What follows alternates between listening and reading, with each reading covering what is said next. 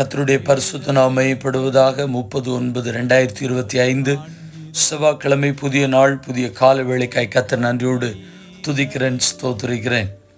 லேவியராகமம் 11:45 சொல்கிறது, நான் பரிசுத்தர் ஆகையால் நீங்களும் பரிசுத்தராயிருப்பீர்களாக. Be holy because I am holy. பரிசுத்தமுள்ள வாழ்க்கை வாழ்வதற்காய் அழைக்கப்பட்டிருக்கிறோம், தெரிந்து கொள்ளப்பட்டிருக்கிறோம் என்பதை உணர்வோம்.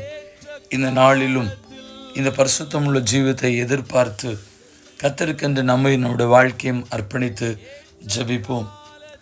வேதம் சொல்லுகிறது, 1 பேதுரு 1:16 நான் பரிசுத்தர் ஆகையால் நீங்களும் பரிசுத்தராயிருங்கள் என்று. Be holy because I am holy. 1 தெசலோனிக்கேயர் 4:7 சொல்லுகிறது, தேவன் நம்மை அசுத்தத்திற்கு அல்ல பரிசுத்தத்திற்கு அழைத்திருக்கிறார். For God did not call us to be impure, but to live a holy life. கர்த்தருக்கு ஸ்தோத்திரம். லேவியராகமம் 20:7 சொல்கிறது, நான் உங்களை பரிசுத்தப்படுத்தி பரிசுத்தராயிருங்கள், நான் உங்கள் தேவனாய் கர்த்தர்.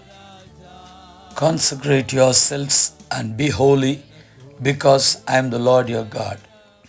லேவியராகமம் 19:2 சொல்கிறது, உங்கள் தேவனும் கர்த்தருமாகிய நான் பரிசுத்தர் ஆகையால் நீங்களும் பரிசுத்தராயிருங்கள். Be holy because I, the Lord your God, am holy.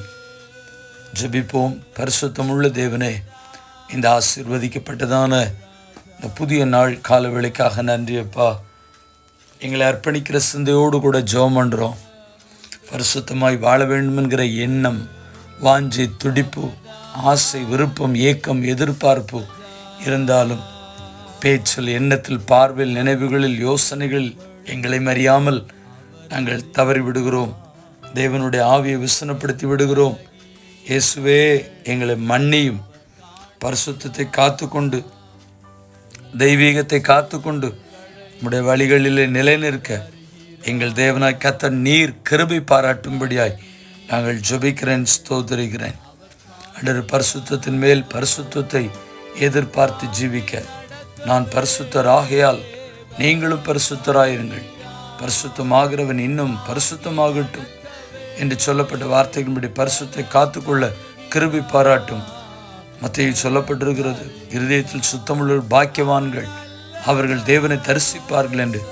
தரிசிக்கிற இருதயத்தில் எங்கள் வாழ ஒப்பு கொடுக்கிறோம். ஜெபம் கேளும் ஜீவன் நல்ல பிதாவே, ஆமேன். வாழ்த்துக்களுடன் ஜெபங்களுடன் பாஸ்டர் ஜெபதாஸ். வாட்ஸ்அப் 93